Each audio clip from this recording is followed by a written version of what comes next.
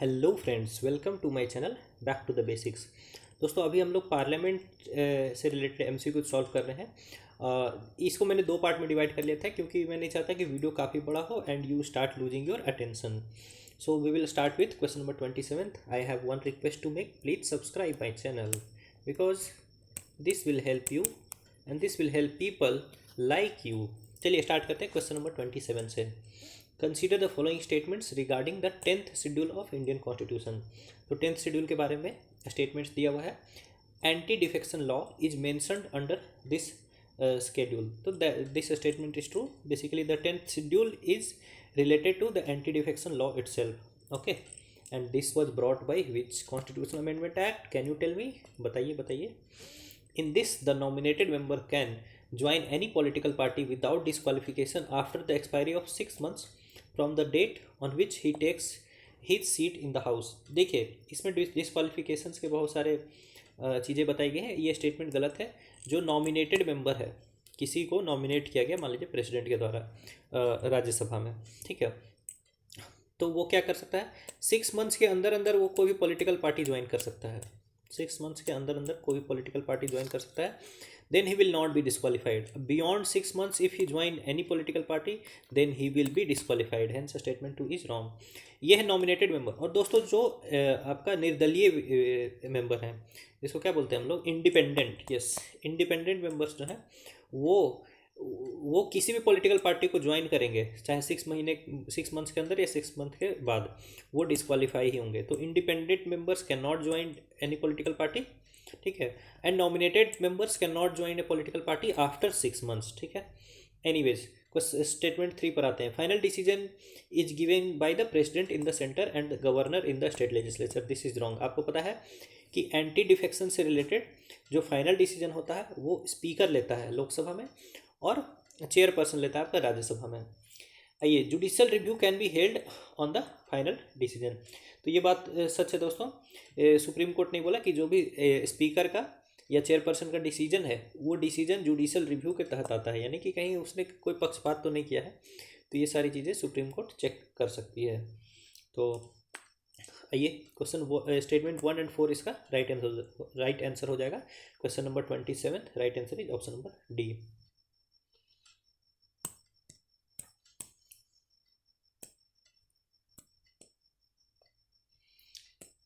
आइए देखते हैं क्वेश्चन 28।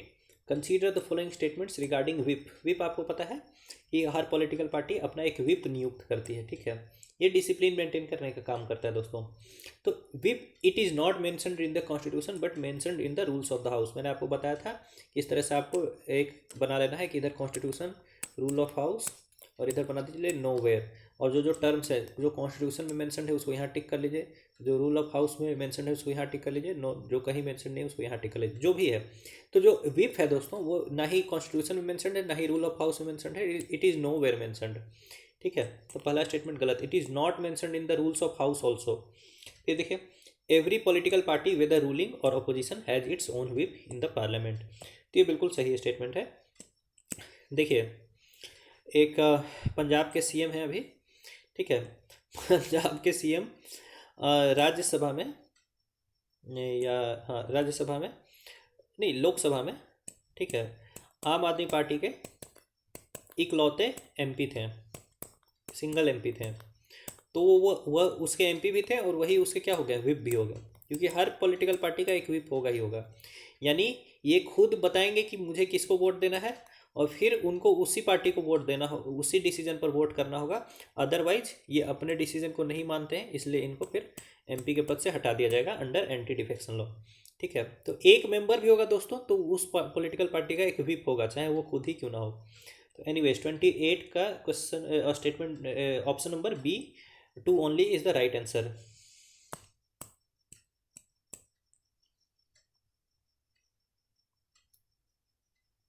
आइए, let's come to question number 29। Consider the following statements and mark the correct answer, ठीक है। Parliament alone can make law for extraterritorial legislation. ये बिल्कुल सही बात है। जैसे इंडिया से बाहर की टेरिटरी है, ठीक है,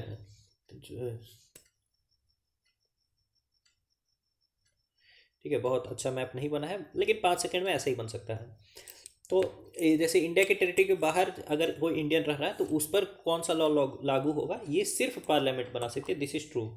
दूसरा स्टेटमेंट देखिए दोस्तों, the laws made by the state legislatures are not applicable outside the state in any circumstances. देखिए ये गलत स्टेटमेंट है।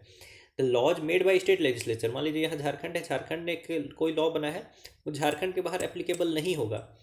लेकिन अगर झारखंड के बाहर कोई ऐसा चीज़ होता है जिसका रिलेशन झारखंड से है, जिसका रिलेशन झारखंड से है, तो फिर वहाँ पर झारखंड का लॉ एप्लीकेबल हो सकता है। ठीक है, ये बात आप ध्यान रखिए कि अंडर एक्स्ट्रा ऑर्डिनरी सर्कमस्टांसेस, ठीक है, states law can be applicable outside state also, but in general states law are not applicable outside the state. तो स्टेटमेंट नंबर 2 इज इनकरेक्ट। 29 का राइट आंसर क्या हो गया, ऑप्शन नंबर ए 1 ओनली।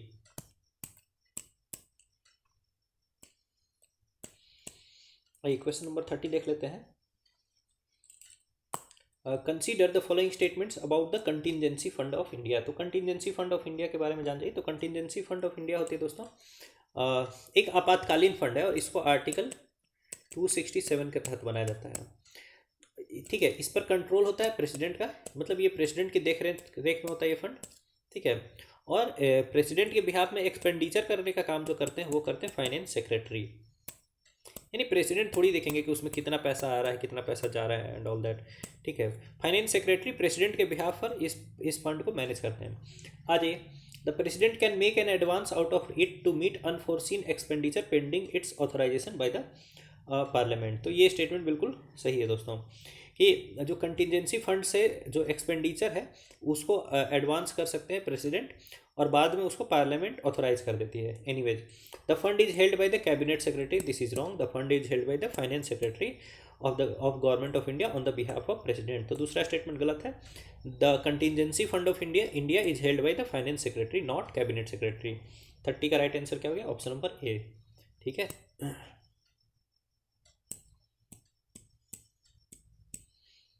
आइए question 31 देखते हैं। द राज्यसभा हैज एक्सक्लूसिव और special power.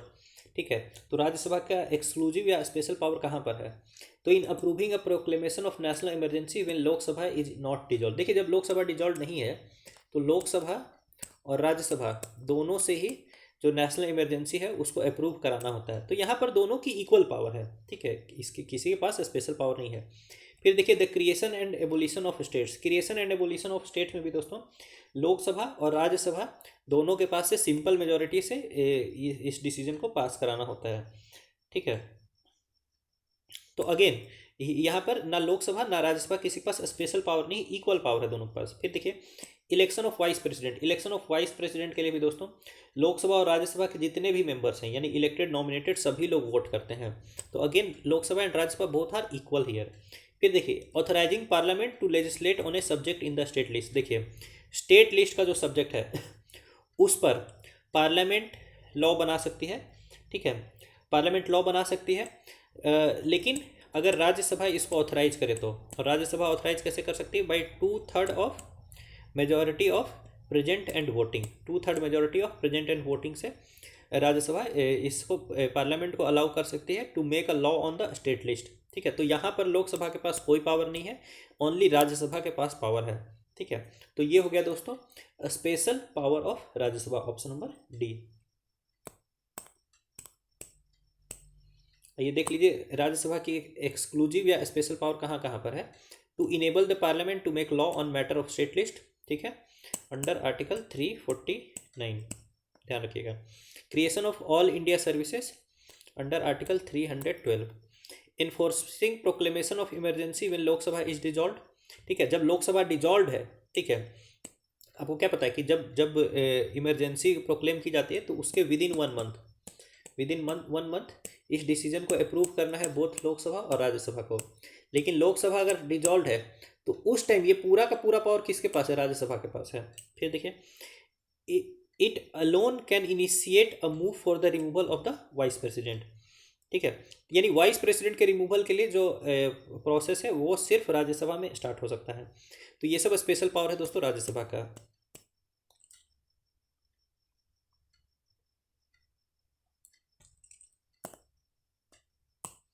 आइए क्वेश्चन 32 देखते हैं।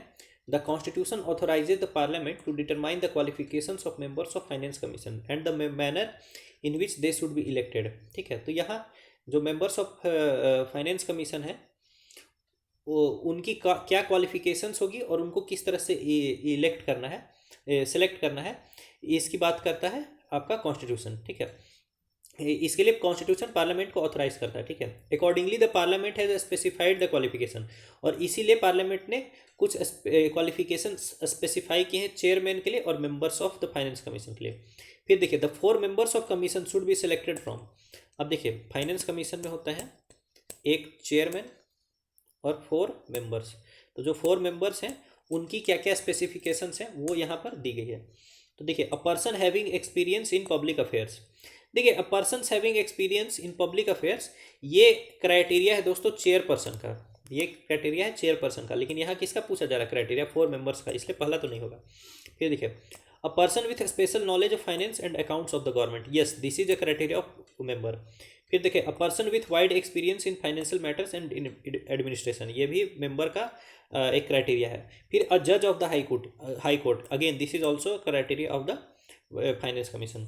तो 2, 3 और 4 तो इसका हो जाएगा, लेकिन 1 नहीं होगा, क्योंकि 1 किसका क्राइटेरिया? 1 है चेयरपर्सन का क्राइटेरिया, ना कि आपका मेंबर का क्राइटेरिया। तो एनीवेज राइट आंसर क्या होगा 32 का? Option number C, 2, 3 and 4। Finance commission के चेयरपर्सन का क्या क्राइटेरिया है? तो person having experience in public affairs. बाकी ये तीनों क्राइटेरिया किसके हैं? फाइनेंस कमीशन के मेंबर्स के।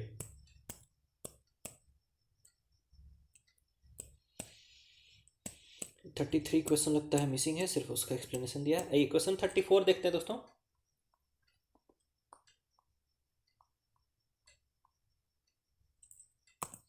Consider the following statements about the oath of member of parliament.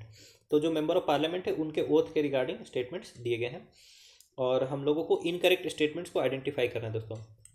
तो members of parliament are administered oath by the president as provided under the 4th schedule of the constitution. ठीक है,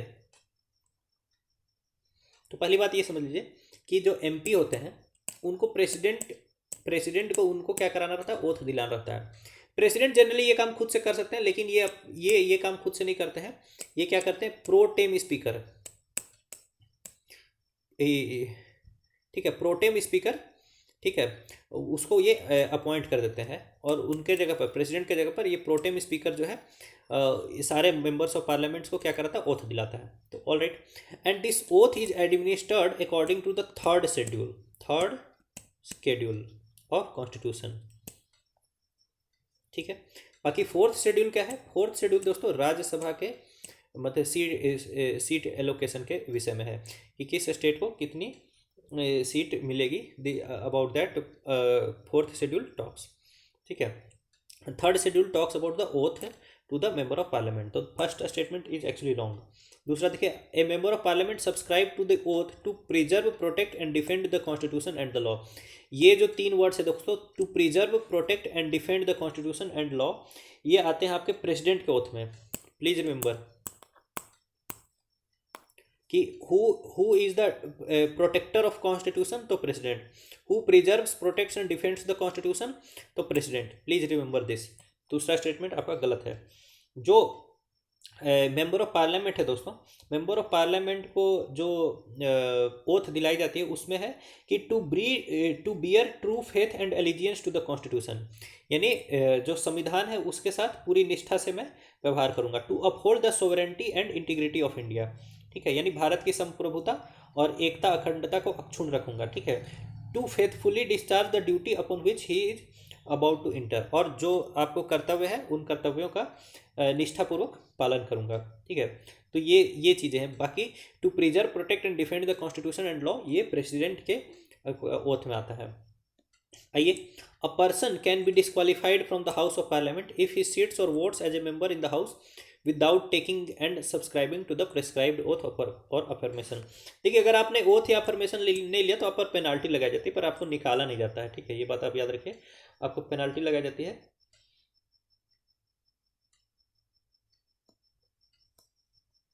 और penalty लगाई जाती है 500 रुपये की पर डे। जितने दिन तक आप बिना ओथ लिए वहाँ बैठते हैं उतने दिन के लिए आपको 500 रुपये देना होता है। ठीक है, तो 34 का राइट आंसर क्या होगा? Option number D, 1, 2 and 3।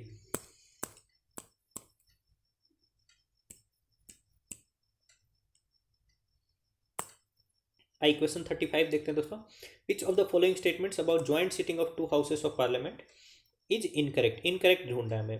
तो देखिए, the quorum to constitute a joint sitting is 1/15 of the total number of members of two houses. देखिए, आर्टिकल 108 बात करती है ज्वाइंट सिटिंग की। जब ज्वाइंट सिटिंग होगा तो लोकसभा और राज्यसभा दोनों के मेंबर्स, लोकसभा और राज्यसभा दोनों के मेंबर्स वहाँ इकट्ठे प्रेजेंट रहेंगे। तो लोकसभा और राज्यसभा का जो कंबाइंड स्ट्रेंथ है उसका 1/10 यानी 1/10 होता है कोरम। जनरली भी लोकसभा के 1/10 होता है लोकसभा का कोरम, राज्यसभा का 1/10 होता है राज्यसभा का कोरम। और जब दोनों इकट्ठे बैठेंगे तो दोनों का जो कंबाइंड स्ट्रेंथ है उसका 1/10 होता है दोनों का कंबाइंड कोरम। तो पहला स्टेटमेंट ही आपका इनकरेक्ट है, तो यही हो गया हम लोग का राइट आंसर दोस्तों। ठीक है, बाकी यानी इनकरेक्ट ढूंढना था तो ए इज इनकरेक्ट, तो hence A is the right answer. बाकी देखिए, joint sitting can not be held for a constitutional amendment bill, this is true. Joint sitting can be held only for ordinary bill. फिर देखिए, ना ही money bill के लिए ना ही constitutional amendment bill के लिए।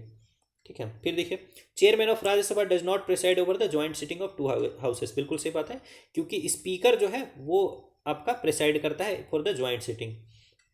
फिर देखिए, speaker of Lok Sabha presides over the joint sitting of two houses. फिर देखिए, a bill not passed by the two houses of parliament due to disagreement and if the president has notified the holding of a joint sitting before the dissolution of lok sabha does not lapse। अगर president ये बोल दे, मान लीजिए कि लोकसभा से कोई bill pass हुआ, राज्यसभा ने उसको पास नहीं किया, राज्यसभा ने कोई बिल पास किया, लोकसभा ने उसको पास नहीं किया, जो भी है, और डिसएग्रीमेंट के कारण ये बिल पास नहीं हो पा रहा है, ठीक है, और प्रेसिडेंट ने बोल दिया है कि इस पर ज्वाइंट सिटिंग बुलाई जाएगी, तो उसके बाद अगर लोकसभा डिजॉल्व भी हो जाता है तो भी वो बिल जो है लैप्स नहीं करता है। तो दिस इज ऑल्सो करेक्ट। तो 35 का राइट आंसर क्या हो गया? ऑप्शन नंबर ए, क्योंकि हम लोग को इनकरेक्ट खोजना था।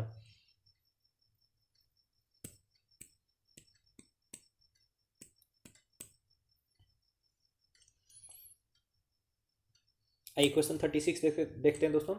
Consider the following statements about difference between public bill and private bill in the parliament. ठीक है, तो पब्लिक बिल और प्राइवेट बिल के बारे में हम लोग देख रहे हैं।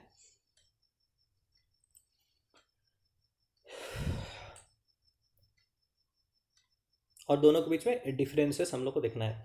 एनीवेज, तो ये introduction of a private members bill in the house requires 1 month's notice, whereas public bill requires only 7 days notice. तो ये स्टेटमेंट बिल्कुल करेक्ट है। प्राइवेट मेंबर बिल के लिए 1 month का नोटिस नहीं है। पब्लिक बिल के लिए, पब्लिक बिल कौन होती है? जो कि मिनिस्टर्स, कोई जो सरकार में कोई मंत्री है अगर वो लाता है तो उसको पब्लिक बिल बोलते हैं। उसके अलावा कोई भी मेंबर ऑफ पार्लियामेंट, चाहे सरकार की तरफ से हो चाहे वो अपोजिशन की तरफ से हो, वो अगर कोई बिल प्रेजेंट करता है तो उसको प्राइवेट बिल बोलते हैं, प्राइवेट मेंबर बिल बोलते हैं, जिसके लिए कि 1 month का नोटिस चाहिए, जबकि पब्लिक बिल के लिए सिर्फ 1 week का नोटिस चाहिए। फिर देखिए, a public bill can be introduced and discussed on any day, a private bill can only be introduced and discussed on Fridays. This is totally correct दोस्तों। ठीक है, इस बात को याद रखिएगा, पब्लिक बिल किसी भी दिन इंट्रोड्यूस किया जा सकता है, किसी भी दिन डिस्कस किया जा सकता है, लेकिन जो प्राइवेट मेंबर बिल है उसको सिर्फ फ्राइडे को इंट्रोड्यूस किया जा सकता है और फ्राइडे को ही डिस्कस किया जा सकता है। थर्ड स्टेटमेंट देखिए, a public bill can propose a constitutional amendment but the private bill can not do. ऐसा कुछ नहीं, कोई भी बिल जो है, यानी पब्लिक बिल और प्राइवेट बिल दोनों कॉन्स्टिट्यूशनल अमेंडमेंट प्रपोज कर सकती है। वो पास होगी कि नहीं इसकी गारंटी नहीं है, बट प्रपोज कर सकती है, बिल्कुल कर सकती है। तो 36 का राइट आंसर क्या हो गया? Option number B, 1 and 2 only.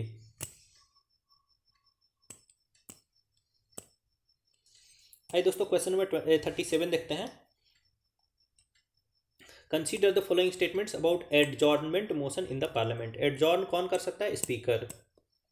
Speaker दो टाइप का एडजॉर्नमेंट करता है, एक नॉर्मल एडजॉर्नमेंट जिसमें कि वो बता देता है कि 2 घंटे के बाद, 2 दिन के बाद, 5 दिन के बाद आपको फिर से दोबारा आना है, और एक होता है एडजॉर्नमेंट सीने डाई, यानी वापस किस दिन बैठना है इसका कोई डेट निर्धारित नहीं है। और एडजॉर्नमेंट सीने डाई के बाद जो प्रेसिडेंट रहते हैं वो आपके लोकसभा को प्रोरोग कर देते हैं, प्रोरोग। ठीक है, हालांकि ये एडजॉर्नमेंट सीने डाई के बिना भी इसको प्रोरोग कर सकते हैं, तो फिर क्या हो जाएगा? सेशन आपका सेशन डिजॉल्व हो जाएगा। ठीक है, तो एनीवेज आइए, adjournment motion, it is introduced in the house to draw attention of the house to a definite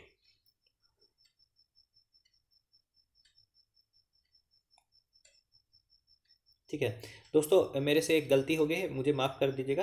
देखिए ये एडजॉर्नमेंट मोशन की बात की जा रही है, it's not about adjournment of the house, I am very sorry. Adjournment motion इसीलिए थोड़ा सा ध्यान से पढ़ना है हम लोगों को। तो एडजॉर्नमेंट मोशन की जो बात की जा रही है, तो यहाँ हम लोग को ये ध्यान रखना है कि adjournment motion can be introduced in the house to draw attention to the house to a definite matter of urgent public importance. This is totally correct statement. Adjournment motion जो है सिर्फ लाया जा सकता है in the house to draw attention of the house for definite matter of urgent public importance. ये दो keyword एकदम इंपॉर्टेंट हैं। फिर देखिए it can be introduced in the Lok Sabha only, बिल्कुल सही बात है, क्योंकि इसमें सर्टेन सेंसरशिप होती है दोस्तों, ठीक है, अगेंस्ट द गवर्नमेंट, इसलिए इसको सिर्फ लोकसभा में ही इंट्रोड्यूस किया जा सकता है। तीसरा देखिए during the discussion on adjournment motion the speaker has no power to adjourn the house for the day, बिल्कुल सही बात है। एडजॉर्नमेंट मोशन के दौरान जो एडजॉर्नमेंट का पावर है, ठीक है, मतलब यानी हाउस को जो एडजॉर्न करने का पावर है वो हाउस के पास आ जाता है, यानी स्पीकर का ये पावर ही खत्म हो जाता है हाउस को एडजॉर्न करने का, ठीक है।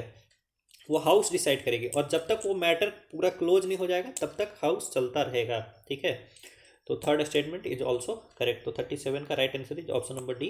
And I am very sorry कि मैंने ये मोशन पहली बार में नहीं पढ़ा, ठीक है, इसलिए आप लोग भी क्वेश्चन को केयरफुली पढ़ेंगे। 37 का right answer is option number D 1, 2 and 3।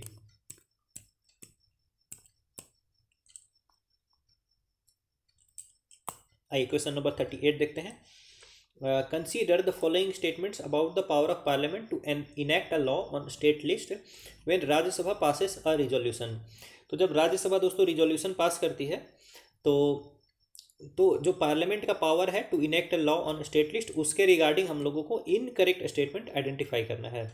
तो देखिए parliament can make a law on the state list when Rajya Sabha under article 250 declares that it is necessary in the national interest. ये गलत है दोस्तों, क्योंकि ये आर्टिकल 250 से नहीं, ये पावर मिलती है आर्टिकल 249 से। मैंने आपको पहले ऊपर ही बताया था ये बात, ठीक है, ये सारे आर्टिकल्स आपको पता होने चाहिए। फिर देखिए such a resolution must be supported by 2/3 members of the total membership of Rajya Sabha. This is also wrong. 2/3 members of the present and voting members of Rajya Sabha, ना कि टोटल मेंबर्स। थर्ड देखिए such a resolution remains in force for 1 year and it can be renewed for any number of times but not exceeding 6 months at a time। दोस्तों ये भी statement incorrect है।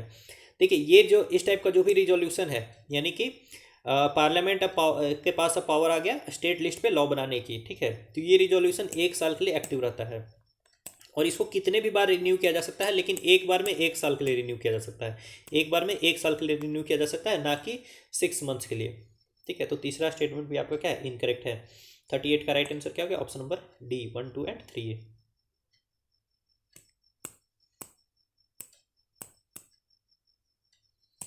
आई question number 39 देखते हैं। Consider the following statements about the parliament and state legislature. तो parliament और state legislature के बारे में स्टेटमेंट्स हम लोगों को दिया गया है और हम लोगों को करेक्ट स्टेटमेंट आइडेंटिफाई करना है दोस्तों। तो let's read the statement 1. The president cannot return a money bill for reconsideration that has been duly passed by both by the parliament and state legislature।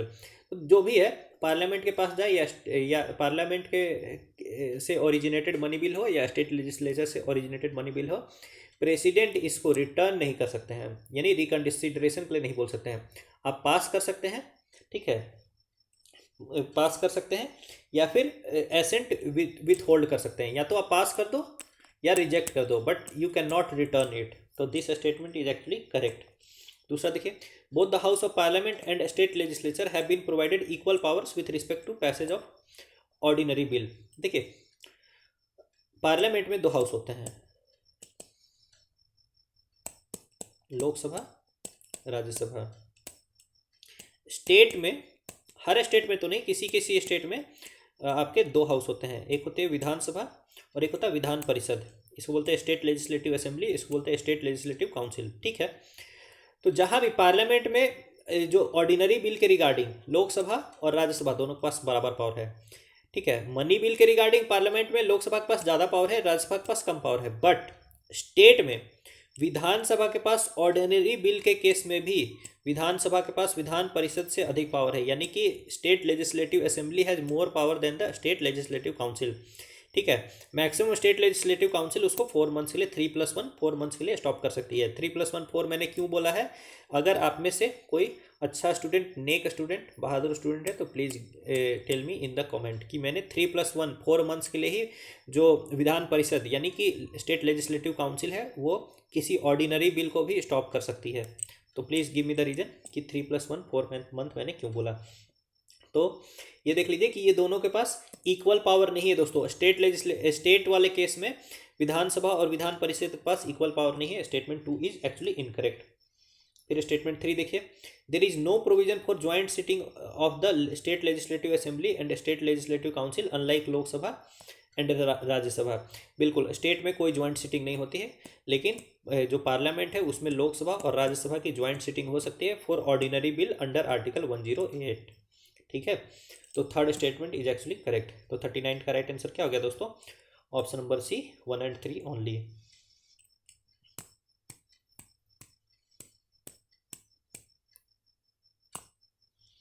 I question 40 देखते हैं। Consider the following statements with respect to the speaker of Lok Sabha. तो लोकसभा के speaker के regarding statements हम लोगों को देखना है, ठीक है, और करेक्ट स्टेटमेंट्स आइडेंटिफाई करने हैं। तो he can be removed from his office only by A resolution passed by simple majority of total membership of Lok Sabha. तो देखिए, simple majority of total membership से नहीं कर सकते हैं, इसको बोला जाता है effective majority.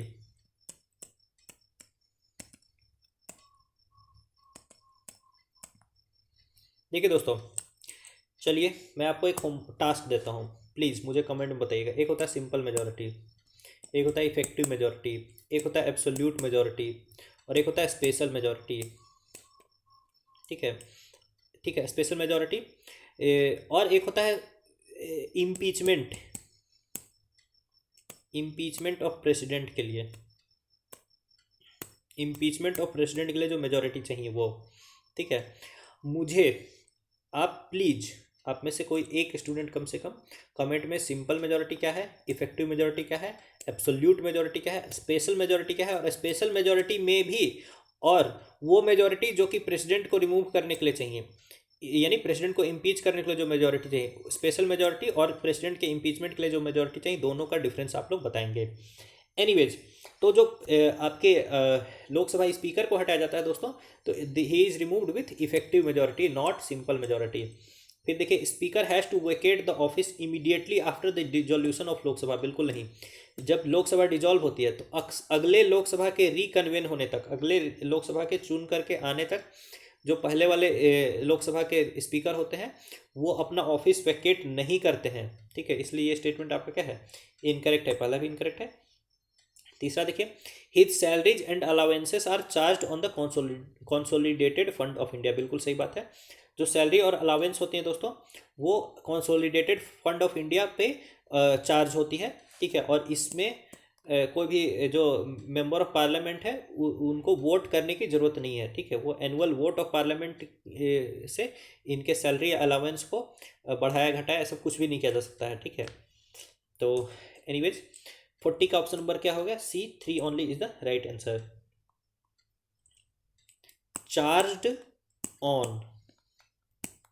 Charged on consolidated fund of India.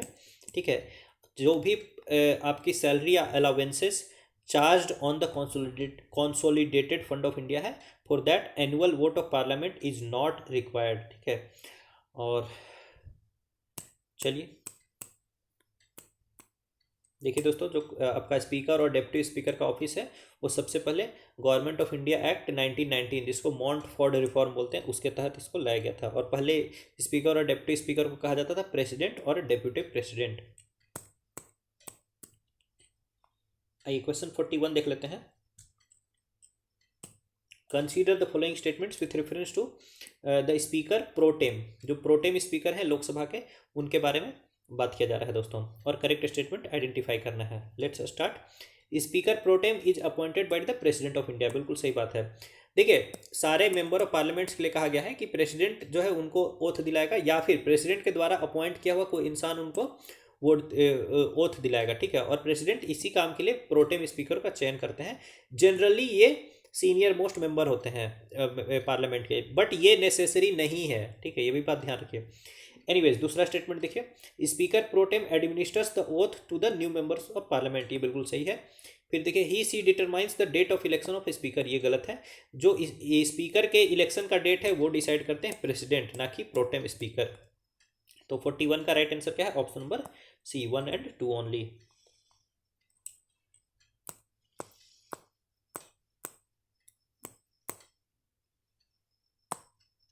I question 42 देखते हैं। Consider the following statements regarding the procedures in the parliament of India, जो पार्लियामेंट ऑफ इंडिया है उसके प्रोसीजर के रिगार्डिंग स्टेटमेंट्स आपसे पूछे जा रहे हैं। The presiding officer of house has the power of adjournment सीने डाई, बिल्कुल सही बात है। अब आया वो एडजर्नमेंट वाला क्वेश्चन दोस्तों, माफ़ी चाहूँगा ऊपर मैंने गलत पढ़ दिया था। ठीक है, तो एडजॉर्नमेंट और एडजॉर्नमेंट सीने डाई दोनों का पावर किसके पास है? प्रेसाइडिंग ऑफिसर के पास है, यानी स्पीकर के पास है। फिर देखिए, only the speaker can prorogue the Lok Sabha while in session, speaker से लोकसभा को प्रोरोग कर ही नहीं सकते हैं, जो प्रोरोग करने का पावर है वो है प्रेसिडेंट के पास। और प्रेसिडेंट दो कंडीशन में सेशन को प्रोरोग कर सकते हैं, एक तो अगर एडजर्नमेंट सीने डाई अनाउंस कर दिया हो, और दूसरा इवन इन सेशन हो तो भी। ठीक है, तो एडजॉर्नमेंट सीने डाई के केस में तो क्या है, जो लोकसभा है उसकी सीटिंग तो चल नहीं रही है, सिर्फ सेशन चल रहा है। सेशन को बर्खास्त कर दिया है, लेकिन इन सेशन मान लीजिए कि कोई ऑफिस चल रहा है, प्रेसिडेंट अनाउंस कर दिया कि ये जो है आपके लोकसभा को प्रोरोग किया जाता है, तो सेशन और सीटिंग दोनों समाप्त हो जाएगी। तो ये बात आपको ध्यान रखना है कि प्रोरोगेशन से लोकसभा का सेशन और सीटिंग दोनों आपकी समाप्त हो जाती है। ठीक है, फिर देखिए, prorogation does not affect the bills और any other business pending before the house, this is totally true. ठीक है, प्रोरोगेशन से आपका कोई भी बिल जो है जो पार्लियामेंट में पेंडिंग है, ये आपका आर्टिकल 107 क्लॉज 3 कहता है दोस्तों। आर्टिकल 107 क्लॉज 3 कहता है कि कोई भी बिल जो पार्लियामेंट में पेंडिंग है वो लोकसभा के प्रोरोग होने से उस पर कोई असर नहीं पड़ेगा। हाँ, लोकसभा के डिजॉल्व होने से उस पर असर पड़ेगा। ठीक है, डिजॉल्व होने से उस पर असर पड़ेगा, बट प्रोरोग होने से उस पर कोई असर नहीं पड़ेगा। 42 का राइट आंसर क्या हो गया? 1 and 3 only, option number B.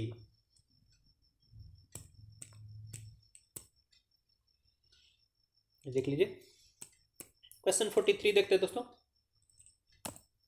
With reference to the contingency fund of India consider the following statements, ये पहले भी आया था इस टाइप का क्वेश्चन। तो contingency fund of India has been established by an act of parliament. ठीक है, तो देखिए, कंटिजेंसी फंड ऑफ इंडिया के बारे में बात करता है आर्टिकल 267, बट इसको क्रिएट करने के पहले एक एक्ट ऑफ पार्लियामेंट भी लाया गया था। ठीक है, जिसको कहा जाता है contingency fund of India act. ठीक है, 1950। यहाँ आप कंफ्यूज हो सकते हैं, क्यों? क्योंकि आपको पता है कि ये तो भाई एक्ट, ये तो कॉन्स्टिट्यूशन में मेंशन्ड है, तो इसको कहीं ना कहीं कॉन्स्टिट्यूशन ही बनाता होगा। बट कॉन्स्टिट्यूशन ने इसकी बात की है, लेकिन इसको फॉर्म करने के पहले contingency fund of India act को लाया गया था, इसलिए this statement is not incorrect, this is correct. ठीक है, दूसरा देखिए, the contingency fund of India is held by the cabinet secretary, गलत। Contingency fund is held by finance secretary, दूसरा स्टेटमेंट इनकरेक्ट है। ठीक है, तीसरा स्टेटमेंट देखिए, the advances from the contingency fund of India are recouped from the consolidated fund of India with the approval of parliament, बिल्कुल सही बात है। जो भी पैसे इसमें से निकाले जाते हैं कंटिजेंसी फंड ऑफ इंडिया से, फिर उसको भरने के लिए, ठीक है, कंसोलिडेटेड फंड ऑफ इंडिया से उसमें पैसे भरे जाते हैं, और इसके लिए पार्लियामेंट का अप्रूवल चाहिए होता है। तो दिस इज करेक्ट। तो 43 का राइट आंसर क्या हो गया? Option number C, 1 and 3 only.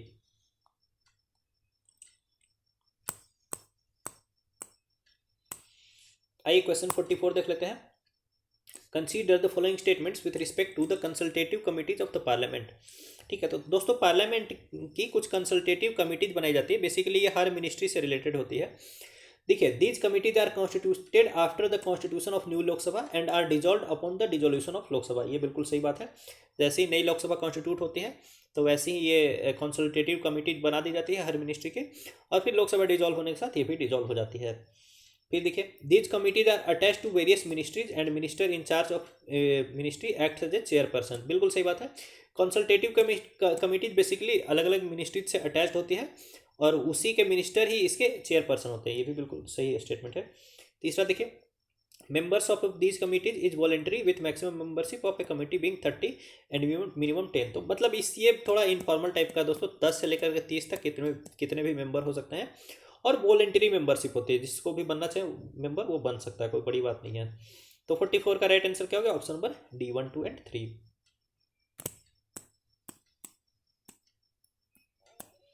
आई क्वेश्चन 45 देखते हैं दोस्तों। Consider the following statements regarding the financial committees of the parliament. आपको पता है कि एक पब्लिक अकाउंट्स कमेटी है और एक कमिटी ऑन पब्लिक अंडरटेकिंग है, ठीक है, और एक है एस्टिमेट्स कमेटी। ये तीन जो है इसको बोलते हैं हम लोग financial committees of the parliament. तो चलिए स्टार्ट करते हैं। Both the public account committee and committee on public undertaking scrutinises the report submitted by the CAG. बिल्कुल सही बात है। पब्लिक अकाउंट्स कमेटी हो चाहे कमिटी ऑन पब्लिक अंडरटेकिंग हो, इन दोनों के लिए क्या होता है? जो सीएजी है, सीएजी जैसे बहुत सारा अकाउंट्स है, जैसे consolidated fund of India, public account of India, ठीक है, या फिर कंटिजेंसी फंड ऑफ इंडिया, इन सब को ऑडिट करता है और इस ऑडिट रिपोर्ट को चेक करती है पीएससी। उसी तरह से सीएजी जो है आपके बहुत सारे जो पब्लिक सेक्टर अंडरटेकिंग्स है उसके अकाउंट्स को भी ऑडिट करता है, फिर उस ऑडिट रिपोर्ट को चेक करती है सीओपीयू, ठीक है, कमिटी ऑन पब्लिक अंडरटेकिंग। तो ठीक है, पहला स्टेटमेंट आपका करेक्ट है। दूसरा देखिए, both the public account committee and committee on public undertaking consist of 12 members each of which not more than 15 belongs to Lok Sabha, यानी 15 लोकसभा से होते हैं, और 7 बिलोंग्स टू राज्यसभा। तो बिल्कुल सही बात है, ये स्टेटमेंट भी बिल्कुल आपका सही है। जो पीएससी होती है उसमें भी 15 लोकसभा से और 7 राज्यसभा से होते हैं, और जो सीओपीयू होती है उसमें 15 लोकसभा से और 7 राज्यसभा से होते हैं।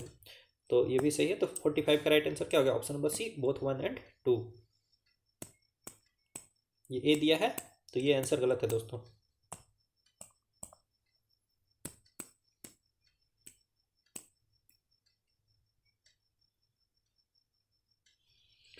आई क्वेश्चन 46 देखते हैं।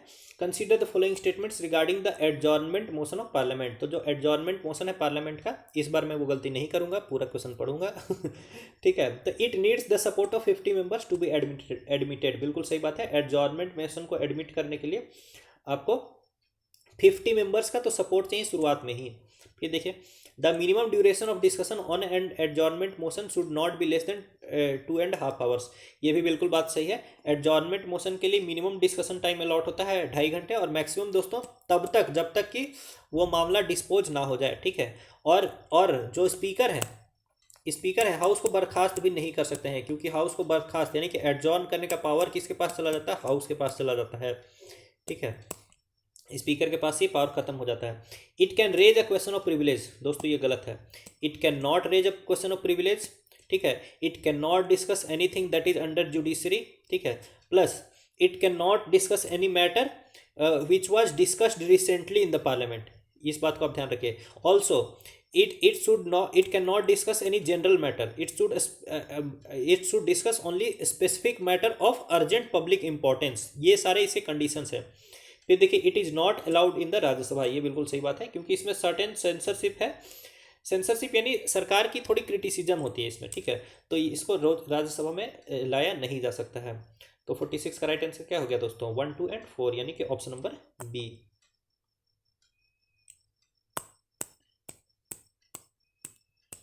क्वेश्चन 47 देखते हैं। देखिए, it can be moved against an individual minister, a group of ministers as well as entire council of ministers. तो ये है दोस्तों सेंसर में मोशन, ठीक है। फिर भाई पढ़ लीजिए। It means an expression of strong disapproval और harsh criticism. It can be moved in the lower house of parliament और इन द स्टेट असेंबली, मतलब ठीक है। तो ये है सेंसर मोशन। देखिए, सेंसर मोशन होता है और एक होता है नो कॉन्फिडेंस मोशन। मैंने आपको कंपेयर किया था कि सेंसर मोशन को लाया जा सकता है एक मिनिस्टर के खिलाफ, कुछ मिनिस्टर्स के खिलाफ, या फिर कंप्लीट सारे काउंसिल ऑफ मिनिस्टर के खिलाफ। बट लेकिन नो कॉन्फिडेंस मोशन सिर्फ काउंसिल ऑफ मिनिस्टर के खिलाफ ही लाया जा सकता है, ठीक है। तो ये बात आपको ध्यान में रहे। फिर सेंसर मोशन के आने का मतलब ये नहीं कि काउंसिल ऑफ मिनिस्टर को रिजिग्नेशन देना होगा, ठीक है। क्योंकि ये देखिए ना, मान लीजिए एक ही मिनिस्टर के खिलाफ ये लाया गया है, तो वो एक मिनिस्टर के ऊपर बात ये होगी ना, जो भी एक्शन लेना होगा वो होगी, ठीक है। पूरे काउंसिल ऑफ मिनिस्टर के खिलाफ ये इसको लाया ही नहीं गया, तो council of minister does not need to resign after censor motion is passed. But if no confidence motion is passed, ठीक है, in that case council of minister must resign, ठीक है, सरकार आपकी गिर जाती है दोस्तों। तो ये हो गया क्वेश्चन नंबर 47।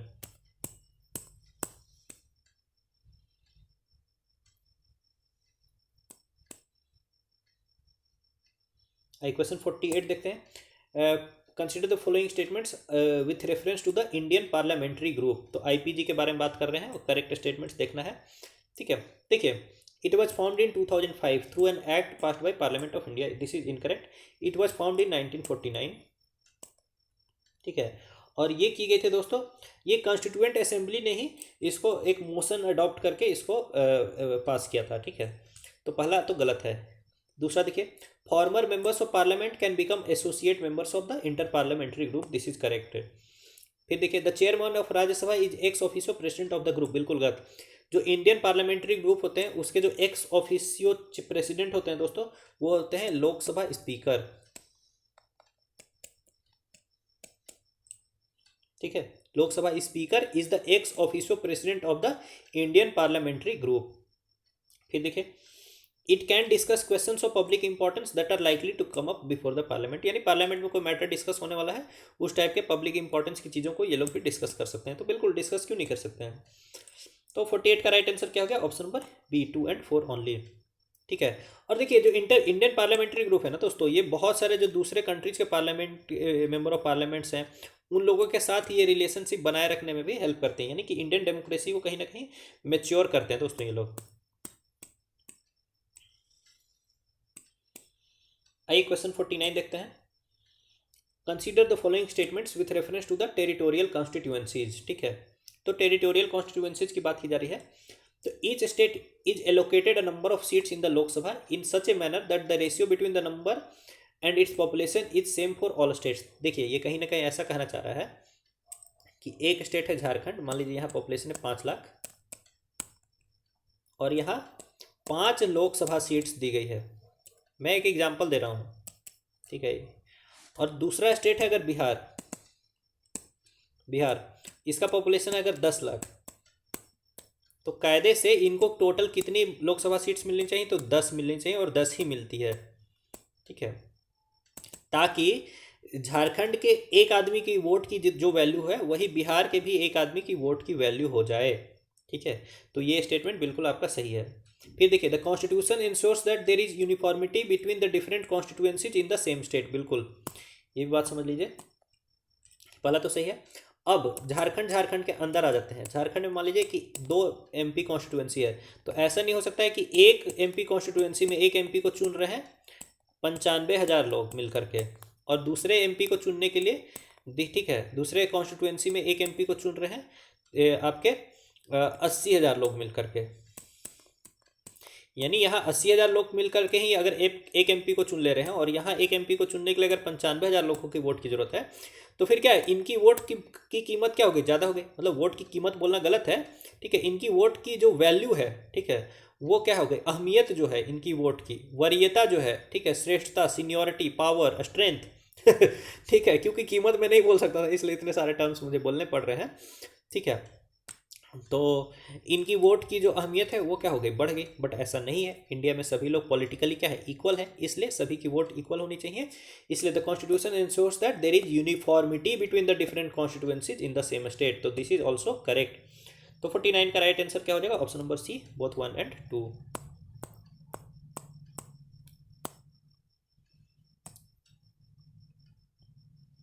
आइए दोस्तों, क्वेश्चन नंबर 50 देखते हैं। Which of the following statements is incorrect regarding the Rajya Sabha. तो राज्यसभा के रिगार्डिंग इनकरेक्ट स्टेटमेंट ढूंढना है। पहला देखिए, it is a permanent body and not subject to dissolution. तो दिस इज करेक्ट, एक्चुअली ये तो इनकरेक्ट नहीं है। फिर देखिए, the retiring members are eligible for reelection and renomination any number of times. बिल्कुल सही बात है। जो भी रिटायरिंग मेंबर्स हैं उनका री इलेक्शन भी हो सकता है, री नॉमिनेशन भी हो सकता है। आपको पता है कि राज्यसभा में जो 12 मेंबर्स होते हैं उसको प्रेसिडेंट नॉमिनेट करते हैं, बाकी तो खैर इलेक्ट होकर के आते हैं। इनडायरेक्ट इलेक्शन होता है उनका। इनडायरेक्ट इलेक्शन में कौन कौन लोग पार्टिसिपेट करते हैं, स्टेट लेजिस्लेटिव असेंबली के लोग पार्टिसिपेट करते हैं। ठीक है, तो कितने भी बार लोग जो राज्यसभा मेंबर्स हैं उनका री इलेक्शन हो सकता है और री नॉमिनेशन हो सकता है। तो दिस इज करेक्ट। फिर देखिए, the constitution has not fixed the term of office of members of Rajya Sabha. ये बहुत लोग इसको गलत कर सकते हैं, बट ये स्टेटमेंट सही है।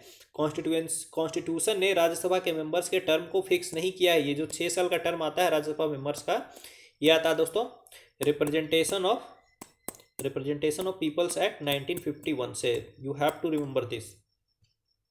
डी स्टेटमेंट देखिए, the parliament makes provisions to govern the order of retirement of the members of the Rajya Sabha. ठीक है,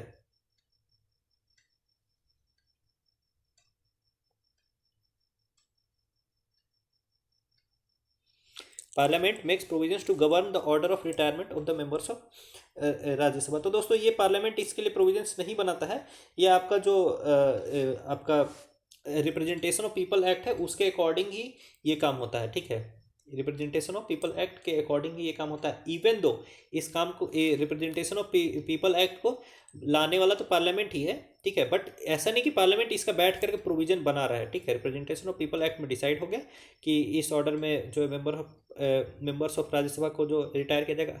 अच्छा, लेट मी से 1 A B C तीनों करेक्ट है, डी की बात करते हैं। अब देखिए, एक राज्यसभा मेंबर का टर्म हो गया 6 साल, तो जो 1952 में चुने जाएंगे तो वो सारे लोग तो क्या होंगे, 1958 में रिटायर होंगे।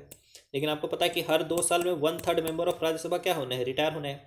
तो बाद में तो कोई दिक्कत नहीं है, लेकिन शुरुआती 2 टर्म में पहले तो कुछ लोगों को क्या करना होगा, 6 साल का जो टर्म है वो छोड़ करके 2 साल में ही रिटायर करना होगा। और फिर कुछ और लोगों को, यानी 1/3 मेंबर को 2 साल में ही रिटायर करना होगा। फिर 1/3 मेंबर, जो बचे हुए 1/3 मेंबर है उनको 4 साल में रिटायर करना होगा। और फिर जो बच के 1/3 मेंबर वो 6 साल में रिटायर होंगे। तो शुरुआत में कौन ऐसा मेंबर होगा जो 2 साल में ही रिटायर होगा, और फिर कौन ऐसा मेंबर होगा जो कि 4 साल में रिटायर होगा। इसके रिगार्डिंग डिसीजन लेने का पावर जो है दोस्तों, वो पार्लियामेंट के पास नहीं है। पार्लियामेंट ने लॉ बना दिया, रिप्रेजेंटेशन ऑफ पीपल एक्ट, उसके अकॉर्डिंग प्रेसिडेंट के पास ये पावर है कि वो डिसाइड करेंगे कि किस ऑर्डर में, कम से कम शुरुआती जो राज्यसभा है उसमें किस ऑर्डर में लोग जो है, यानी कौन से लोग सिर्फ 2 साल में हटा दिए जाएंगे, फिर कौन से लोग 4 साल तक चलेंगे, और फिर कौन से लोग 6 साल तक चलाए जाएंगे। तो इसके लिए प्रेसिडेंट ने क्या किया था दोस्तों, लॉटरी करा दी थी, शुरुआत में लॉटरी करा दी थी। एनीवेज, तो पार्लियामेंट के पास ये पावर नहीं, ये पावर प्रेसिडेंट के पास है। ठीक है, तो 50 का right answer is option number D, क्योंकि ये इनकरेक्ट स्टेटमेंट है।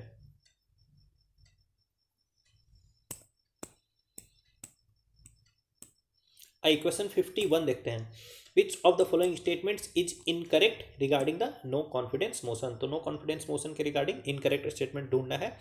तो no confidence motion is mentioned in the constitution under article 75। ये गलत है दोस्तों। नो कॉन्फिडेंस मोशन का पावर आता है आर्टिकल 75 से है, but it is not mentioned in the article 75। Article 75 सिर्फ इतना कहता है कि council of ministers shall be collectively responsible to the Lok Sabha. और इसी बात से कि काउंसिल ऑफ मिनिस्टर कहीं ना कहीं कलेक्टिवली रिस्पॉन्सिबल है लोकसभा को। ठीक है, इसी बात से जो है नो कॉन्फिडेंस मोशन का प्रोविजन निकलता है, but no confidence motion is not mentioned here in the article 75। तो यही हो गया आपका इनकरेक्ट स्टेटमेंट, तो यही हो गया हमारा राइट आंसर। बाकी फिर भी option number B C D को पढ़ लीजिए, क्योंकि ये तीनों तो करेक्ट ही होंगे, अब हम लोग को पता चल चुका है। तो देखिए बी को पढ़िए, the ministry stays in office till they enjoy the confidence of the majority or of the members of Lok Sabha. बिल्कुल सही बात है, जब तक मेजोरिटी ऑफ लोकसभा का कॉन्फिडेंस है तब तक मिनिस्ट्री ऑफिस में रहेगी। फिर देखिए, it can be moved only in Lok Sabha and not in Rajya Sabha, यानी नो कॉन्फिडेंस मोशन को सिर्फ लोकसभा में ही लाया जा सकता है, क्योंकि सरकार गिराने की बात है। ठीक है, तो वो तो लोकसभा में ही आएगी। फिर देखिए, it is moved only against the entire council of minister. ठीक है, जो नो कॉन्फिडेंस मोशन होता है वो सिर्फ इंटायर काउंसिल ऑफ मिनिस्टर के अगेंस्ट लाया जा सकता है। और अगर नो कॉन्फिडेंस मोशन पास होता है तो काउंसिल ऑफ मिनिस्टर को रेजिग्नेशन देना मैंडेटरी है दोस्तों। ठीक है, लेकिन इसका अपोजिट जो सेंसर मोशन है, सेंसर मोशन सिर्फ एक मिनिस्टर के खिलाफ लाया जा सकता है, कुछ मिनिस्टर के खिलाफ भी लाया जा सकता है, और इंटायर काउंसिल ऑफ मिनिस्टर के खिलाफ भी लाया जा सकता है। और सेंसर मोशन अगर पास हो जाता है तो काउंसिल ऑफ मिनिस्टर को रिजिग्नेशन देना मैंडेटरी नहीं है। ठीक है, तो खैर ये भी स्टेटमेंट आपका सही। तो 51 का राइट आंसर क्या हो गया, ऑप्शन नंबर ए, क्योंकि हम लोग को इनकरेक्ट आंसर चाहिए था। आइए दोस्तों, क्वेश्चन नंबर 52 पर चलते हैं, और ये हमारा लास्ट क्वेश्चन है, सॉरी। तो इसका आंसर अब आप लोग खुद करेंगे। With reference to the speaker protem consider the following statements. The parliament appoints a member of the Lok Sabha as the speaker protem for first sitting. ठीक है, ये आपको बताना है कि ये सही है, ये गलत है। फिर देखिए, when the new speaker is elected by the house the office of speaker protem ceases to exist. You have to tell me is it right और इज इट रॉन्ग। और इन दोनों के आधार पर आप यहाँ ए बी सी या D mark कर सकते हैं। Please try to give detailed explanation in the comment. And as a duty you must share this video with your friends. दोस्तों आज का सेशन यही समाप्त होता है। अगर आपको ये अच्छा लगा, हेल्पफुल लगा, तो आप मेरे Telegram channel CSE with Anand Mohan को ज्वाइन कर लीजिए। मेरे चैनल को, इस वीडियो को लाइक करिए, वीडियो को शेयर करिए और चैनल को सब्सक्राइब करिए। आप सभी का बहुत बहुत धन्यवाद।